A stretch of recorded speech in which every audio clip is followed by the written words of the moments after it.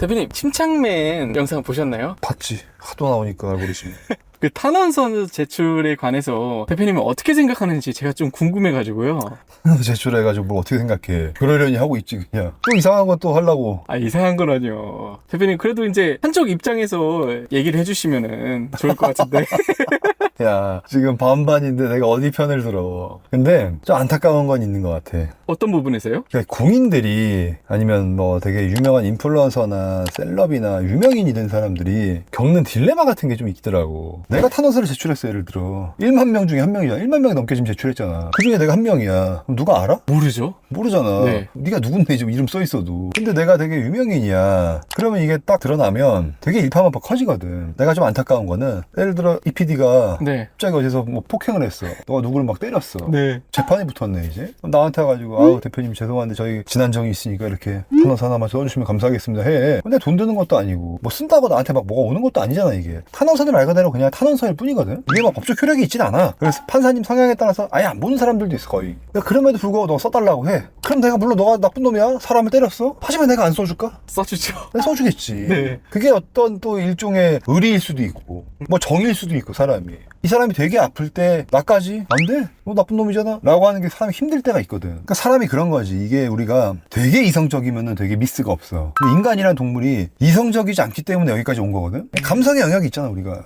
이놈이 나쁜 놈인 거 알겠어. 사람을 때렸어. 전 사람이 전치 3주가 나왔네. 얼굴이 따가워 지금. 그럼 너 나쁜 놈이니까 내가 안 써줘야 되지만 너가 내 사람이었잖아. 그래 그러면 뭐 참 이거 써준다고 무죄가 나오는 건 아니니까. 뭐 내가 변호를 하는 건 아니잖아. 써줄 수 있잖아. 근데 이게 갑자기 내가 유명인이야. 내가 예를 들어 대통령이야. 내가 너한테 탄원서를 딱 써줬어. 상대방이 딱 그걸 알았네? 얼마나 이게 화가 날까? 얼마나 유명한 사람이고 얼마나 내가 영향력이 있는 사람이냐에 따라서 되게 냉정해질 수밖에 없는 거지. 근데 간혹 그걸 못해서 욕을 먹는 사람들이 있는 거지. 그러니까 나도 뭐 주변에 내가 친한 동생들이나 뭐 유튜브 하는 친구들이나 뭐 연예인이나 이런 사람들이 나락을 갈 때 보면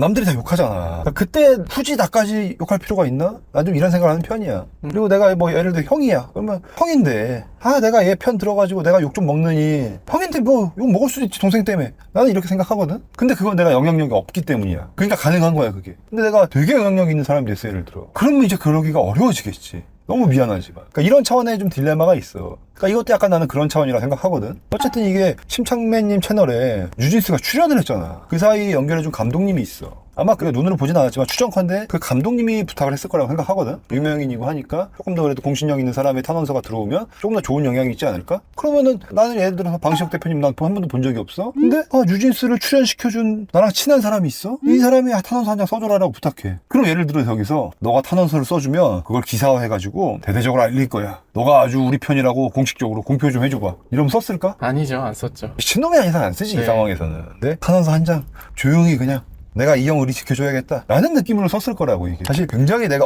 이 사건을 내가 무죄를 만들어줘야지, 내가 하이브를 무너뜨려야지 막 이런 마음으로 탄원서를 썼겠냐고. 사실 이런 인간적인 연결고리 때문에 이게 어느 정도는 감성의 영역에서 쓰는 거거든. 그러니까 해명의 내용도 사실 조금 뭐 주제 넘지만 조금 안타까운 거는 우리는 감성의 민족이야. 사실 이런 부분을 조금 강조해서 친한 형이 조금 했지만 뭐 지금 와서 탄원서를 빼올 수는 없어. 된 거를 이미 저질러졌잖아. 이런 좀 인간적인 면모에서 그랬던 실수를 했다라고 좀 풀었으면 조금 더 뭔가 매끄럽지 않았을까? 라는 생각을 혼자 해보게 되더라고요, 보면서. 어쨌든 간에. 그러니까 그런 거지. 때로는 우리가 뭐 예를 들어 우리 아버지가 갑자기 음주운전을 했어. 그럼 비판받을 일이야. 하지만 내가 우리 아버지를 카라큘러에 제보할 수 있나? 세우가 우리 아버지 좀 까줘라. 정신을 못 차린다 이 양반이. 이런 살인자 같은 사람 할 수 있냐고. 왜? 명백히 잘못했어도 나와 어떤 감성적으로 혹은 혈연으로 맺어진 사람인 것처럼. 그러니까 뭐 너무 이거는 극단적인 예지만 그런 경계선에 있을 때가 되게 유명인들이 어려움을 겪어. 그때 손절을 해야 되고 막 손절하지 않으면 너도 똑같은 놈이야. 그 사람이랑 왜 놀아? 사진을 왜 찍어? 그렇잖아. 근데 내가 지인이고 내 사람이라는 게 뭐야? 정말 그 사람 힘들 때 내가 도움을 줄 수 있어야 내가 친한 사람이고 내가 좋은 형이고 좋은 동생이거든. 그런 거에서 조금 대처가 미흡하지 않았나 이렇게 생각하는 거지 이제.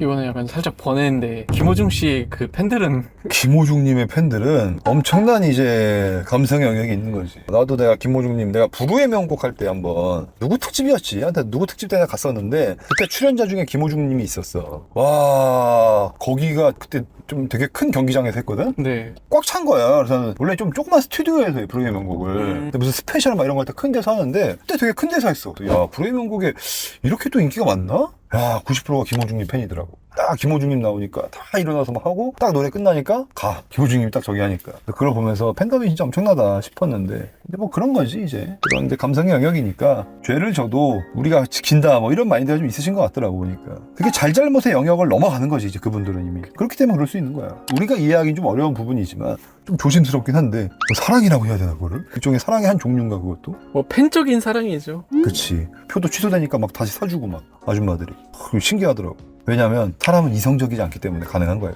우리는 되게 이성적으로 살면은 큰 미스가 없지만 제일 힘든 거거든 그게.